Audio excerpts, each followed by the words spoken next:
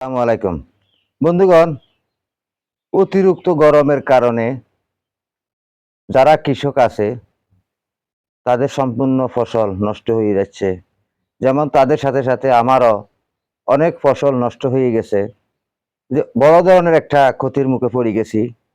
দেখুন আপনারা কিভাবে গাছগুলো মারা যাচ্ছে। আমার সম্পূর্ণ সবজি, বিভিন্ন রকমের গাছ, পেঁপে গাছ, সব কিছু আমার মারা যাচ্ছে। কারণ পানির সংকটের কারণে আমার আজ এই দশা হয়ে গেল। পানি কত দিব, পানি দিয়ে কুলাইতে পারি না, কারণ এখানে মোটরের পানি দিয়ে আমি পোষাইতে পারতেছি না। এই যে দেখুন এখানে চিচিঙ্গা, বিভিন্ন রকমের গাছ সম্পূর্ণ, এই যে পাতা সব ঢুলে পড়ে গেছে, গাছ সব মারা যাইতেছে, সম্পূর্ণ মরে গেছে। এই যে দেখুন আমার গাছগুলা সম্পূর্ণ মারা যাইতেছে। কি করব, কিছু দিশ পাচ্ছি না। এইভাবে যদি ক্ষতিগ্রস্ত হয় কৃষক, তাহলে কিন্তু চলাটা খুবই কঠিন হয়ে যাবে। যাই হোক, এখানে আমি না হয়তো যে কোনো প্রকারে আমার আল্লাহ পাকে চালাবে, এমনও কৃষক আছে তাদের এই কৃষির উপরে তাদের নির্ভর, তারা কিভাবে চলবে। কারণ এইভাবে যদি গাছপালা মারা যায়, এগুলো হইলো সম্পূর্ণ প্রকৃতির খেলা, নিয়তির খেলা।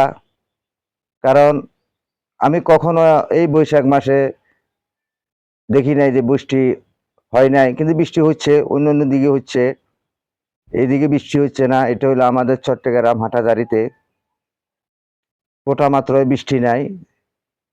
আরো হইলো পাহাড়ি এলাকা, পাহাড়ি এলাকায় তো আপনারা জানেন পুরাটাই বালু মাটি, কিবা রৌদ্রের তাপ লাগলে বর্তমান গাছগুলো মারা যায়। এই হিসাবে কৃষক ক্ষতিগ্রস্ত হইতেছে।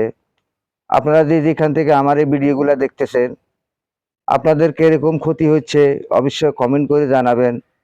কারণ এই হিসাবে যদি কৃষক ক্ষতিগ্রস্ত হয়, তাহলে বাজারের ঊর্ধ্বমুখী দাম হয়ে যাবে সবজির, সবজি পাওয়াটা খুবই কঠিন হয়ে যাবে। এটা হইলো সবাই আমরা আল্লাহর কাছে প্রার্থনা করতে হইব, আল্লাহ যেন আমাদের রিজিকগুলা রাখে। তাই সকলকে সেই শুভেচ্ছা জানিয়ে আমি এখান থেকে বিদায় নিচ্ছি।